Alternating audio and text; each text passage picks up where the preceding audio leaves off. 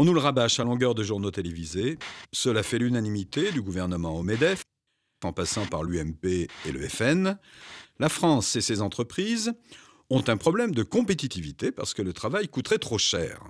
Trop cher la protection sociale, trop cher les salaires. Mais cela ne tient pas debout. Explication. On nous dit que les entreprises sont écrasées par les charges, c'est-à-dire les cotisations qu'elles versent à la Sécu pour financer les retraites ou la santé, par exemple. Mais ce n'est pas un cadeau. C'est une partie de notre salaire qu'elles nous doivent, ou plutôt, c'est la part de la richesse créée par les travailleurs qu'elles versent en leur nom. Ce n'est pas tombé du ciel, d'ailleurs. Cela a été le résultat d'âpres luttes sociales. Donc, on nous dit les entreprises sont écrasées par les charges sociales. 143 milliards d'euros en 2012.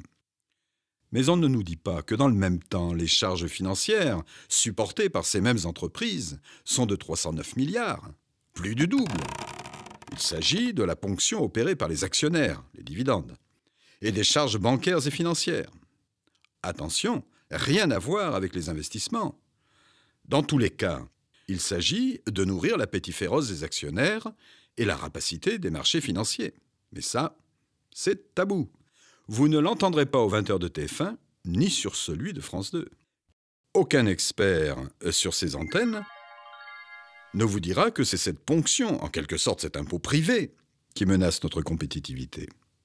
Quel média prendra la responsabilité de vous parler du coût réel du capital sur la société ? Sur les salaires, par exemple ?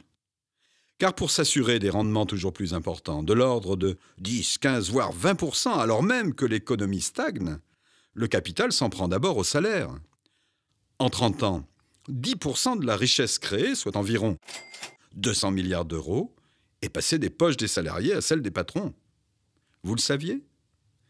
Et bien sûr, ce sont les petits, les moyens salaires qui trinquent, avec pour conséquence un ralentissement général de l'activité, la récession.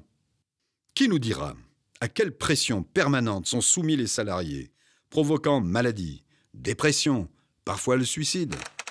En France, on compte près de 700 000 accidents du travail chaque année, avec parfois de terribles séquelles pour les salariés. 700 en mourront cette année encore. Qui en parle ? Qui nous dira le coût de cette insatiable voracité ? Celle de ces entreprises qui réalisent des bénéfices géants mais licencient pour garantir les profits.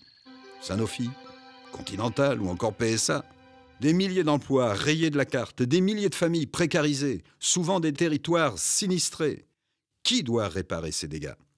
Qui dénoncera aussi cette avidité qui verra cette année encore 60 milliards s'évader vers les paradis fiscaux ? Qui expliquera comment ils pillent sans vergogne toutes les ressources naturelles disponibles, sans souci du lendemain ? Comment ils fabriquent aux quatre coins du monde les pièces d'un produit qui sera assemblé dans un 5e, conditionné dans un 6e, consommé dans un 7e, produit qui finira sa vie comme déchet, enfoui Dieu sait où. Absurde déménagement permanent du monde, dont le coût environnemental et humain est incalculable. Alors, arrêtons les faux débats. Ce qui crée la richesse, c'est le travail, pas le capital. C'est la coopération, pas la compétition. Pour les communistes et le Front de gauche, il y a urgence pour une campagne de vérité sur ce que nous coûte d'entretenir une bourgeoisie toujours plus avide. À quand un grand débat pluraliste, à la télévision, pour ouvrir les livres de comptes et dénoncer les mensonges ? Ensemble, libérons la France des riches et de la finance, car notre seul dessein, c'est l'humain d'abord.